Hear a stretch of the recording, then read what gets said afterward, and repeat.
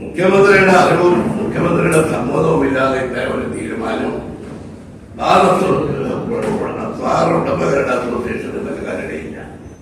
അതിന്റെ ന്യായാന്യായതകളൊക്കെ അന്വേഷണത്തിൽ പുറത്തുവരട്ടെ.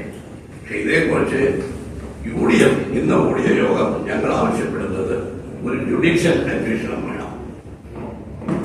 മന്ത്രിയുടെ റിക്വസ്റ്റിന്റെ അടിസ്ഥാനത്തിൽ മുഖ്യമന്ത്രിയുടെ കീഴിലുള്ള പോലീസ് ക്രൈംബ്രാഞ്ച് അന്വേഷിക്കുന്നത് നിഷ്പക്ഷമായ ഒരു അന്വേഷണമാവില്ല. അല്ലെങ്കിൽ 2 മന്ത്രിമാര് ഇതിനകത്ത് ഇൻവോൾവ്മെന്റ് ഉണ്ടെന്നാണ് ഞങ്ങൾക്ക് കിട്ടിയിട്ടുള്ള വിവരം. അതുകൊണ്ട് ഇതേക്കുറിച്ച് ഒരു ജുഡീഷ്യൽ അന്വേഷണം വേണമെന്ന് UDF ആവശ്യപ്പെടുകയാണ്. മന്ത്രിയുടെ റിക്വസ്റ്റിന്റെ അടിസ്ഥാനത്തിൽ ക്രൈംബ്രാഞ്ച് ഒരു അന്വേഷണം നടത്തിയാൽ യഥാർത്ഥ വസ്തുതകൾ പുറത്തുവരികയില്ല. ബാർ ഉടമകളുടെ സംഘടനയ്ക്കകത്തുണ്ടായ തർക്കത്തിന്റെ പേരിലാണ് ഈ ശബ്ദ സന്ദേശം പുറത്തു വന്നത്. അത് പുറത്തു വന്നില്ലായിരുന്നെങ്കിൽ ഇപ്പോഴും ഇതേക്കുറിച്ച് ഒരു ചർച്ച നടക്കുമായിരുന്നില്ല. ഇത് എക്സൈസ് മന്ത്രി നേരിട്ട് ഒരു അപേക്ഷ പോലീസിന് നൽകിയത് തന്നെ ഈ ബാർകോഴ കാര്യത്തിൽ ഒരു തീരുമാനമെടുക്കുന്നതിൽ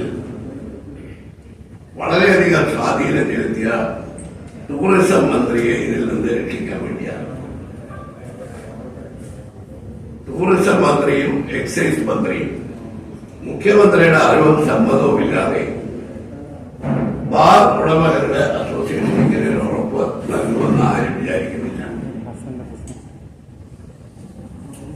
ബാർ നയത്തിൽ മാറ്റം വരുത്തുന്നതിനെ സംബന്ധിച്ച് ചർച്ച നടന്നപ്പോൾ ഡ്രൈ ഡേ ഒഴിവാക്കണമെന്ന് ആവശ്യപ്പെട്ടതും ബാറുകളുടെ സമയം 12 മണി വരെ ആക്കണമെന്ന് ആവശ്യപ്പെട്ടത് ടൂറിസം മന്ത്രിയാണ്. അതുകൊണ്ടാണ് വാസ്തവത്തിൽ മുഖ്യമന്ത്രിയുടെ അറിവും മുഖ്യമന്ത്രിയുടെ സമ്മതവും ഇല്ലാതെ ഇത്തരം ഒരു തീരുമാനം ബാർ ഉടമകളുടെ അസോസിയേഷന് നൽകാനിടയില്ല. അതിന്റെ ന്യായാന്യായതകളൊക്കെ അന്വേഷണത്തിൽ പുറത്തുവരട്ടെ. പക്ഷെ ഇതേക്കുറിച്ച് UDF ഇന്ന് കൂടിയ യോഗം ഞങ്ങൾ ആവശ്യപ്പെടുന്നത് ഒരു ജുഡീഷ്യൽ അന്വേഷണം വേണം. മന്ത്രിയുടെ റിക്വസ്റ്റിന്റെ അടിസ്ഥാനത്തിൽ മുഖ്യമന്ത്രിയുടെ കീഴിലുള്ള പോലീസ് ക്രൈംബ്രാഞ്ച് അന്വേഷിക്കുന്നത് നിഷ്പക്ഷമായ ഒരു അന്വേഷണമാവില്ല. അല്ലെങ്കിൽ 2 മന്ത്രിമാര് ഇതിനകത്ത് ഇൻവോൾവ്മെന്റ് ഉണ്ടെന്നാണ് ഞങ്ങൾക്ക് കിട്ടിയിട്ടുള്ള വിവരം. അതുകൊണ്ട് ഇതേക്കുറിച്ച് ഒരു ജുഡീഷ്യൽ അന്വേഷണം വേണമെന്ന് UDF ആവശ്യപ്പെടുകയാണ്. ആരോപണം കൊണ്ടുവന്നപ്പോ അന്ന് ഇന്നത്തെ മുഖ്യമന്ത്രിയായിരുന്നു അത് പാർട്ടിയുടെ സെക്രട്ടറി. അദ്ദേഹം പറഞ്ഞ വാക്കുകളെല്ലാം നിങ്ങളെല്ലാവരുടെയും കയ്യിലുണ്ട്, കാരങ്ങളുടെ കയ്യിലുണ്ട്, പത്രങ്ങളുടെ കയ്യിലുണ്ട്. അതൊക്കെ ഒന്ന് ഒരു പൊടി തട്ടി ഒന്ന് റിവൈൻഡ് ചെയ്ത് നോക്കിയാൽ അറിയാം. 1 കോടി രൂപ KM മാണിക്ക് കൊടുത്തു എന്നാണ് അന്ന്. അതും ഇതുപോലെ വാസ്തവത്തിൽ പ്രതിപക്ഷ നേതാവ് പറഞ്ഞത് ശരിയാണ്. കാലം വന്ന് കണക്ക് ചോദിക്കും പോലെ തോന്നുന്നു എന്ന് പറഞ്ഞു. കാരണം അസോസിയേഷനകത്തുള്ള തർക്കം കൊണ്ടാണ് അതിനെതിരായ ആരോപണവുമായിട്ട് അസോസിയേഷന്റെ ഒരു നേതാവ് രംഗത്ത് വരുന്നത്. 1 കോടി രൂപ KM മാണിക്ക് കോഴ കൊടുത്തു എന്നുള്ളതിന്റെ പേരിൽ മാർക്സിസ്റ്റ് പാർട്ടി അന്നത്തെ പ്രതിപക്ഷം നടത്തിയ പ്രക്ഷോഭങ്ങളും അവർ പറഞ്ഞ അഭിപ്രായങ്ങളും ഇന്ന് ഇതിന് ബാധകമാണ്. അതിന്റെ പ്രത്യേകത അതാണ്, ഇവരുടെ കണക്കനുസരിച്ച് 20-25 കോടി രൂപ വിൽക്കാനാണ് ഓരോ ബാറും ഉടമയും 2.5 ലക്ഷം രൂപ നൽകണം എന്നീ സന്ദർശദേശം കൊടുത്തിട്ടുള്ളത്. എന്തിന്റെ പേരിലായാലും ഇപ്പൊ അതിന്റെ ന്യായീകരണങ്ങളൊക്കെ വരുന്നു. ആ ന്യായീകരണങ്ങളൊക്കെ വാസ്തവത്തിൽ അന്വേഷിച്ച് ഇതിന്റെ വസ്തുത പുറത്തു കൊണ്ടുവരേണ്ടതാണ്. അതുകൊണ്ട് ഈ പിണറായി സർക്കാർ അധികാരത്തിൽ വന്നതിന് ശേഷം ഈ കഴിഞ്ഞ 6-7 വർഷക്കാലത്തിനിടയ്ക്ക് പ്രത്യേകിച്ച് കഴിഞ്ഞ 2-3 കൊല്ലമായി 130 ബാറുകൾക്ക് പുതുതായി ലൈസൻസ് കൊടുത്തിട്ടുണ്ട്.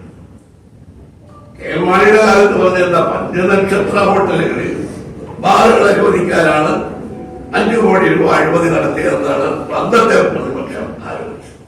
ഇതിപ്പോ എക്സൈസ് നയത്തിൽ മാറ്റം വരുത്താൻ ഓരോ ബാർ ഉടമയും 2.5 ലക്ഷം രൂപ നൽകണം എന്ന അസോസിയേഷന്റെ ഉത്തരവാദിത്തപ്പെട്ട ഒരു നേതാവിന്റെ സന്ദേശമാണ് പുറത്തുവന്നിരിക്കുന്നത്. അതുകൊണ്ട് ഇതേക്കുറിച്ച് ഒരു ജുഡീഷ്യൽ അന്വേഷണം ഞങ്ങൾ ആവശ്യപ്പെടുകയാണ്. യഥാർത്ഥത്തിൽ ഇപ്പോൾ ഇതെല്ലാം കൂടി നോക്കുമ്പോ പ്രതിപക്ഷ നേതാവ് പറഞ്ഞ പോലെ തന്നെ സംഭവാമി യുഗേ യുഗേ എന്നാണ് എനിക്ക് തോന്നുന്നത്. കാരണം യുഡിഎഫ് ഗവൺമെന്റിനെതിരായി കെ എം മാണിക്ക് ബജറ്റ് പോലും അവതരിപ്പിക്കാൻ സമ്മതിച്ചില്ല.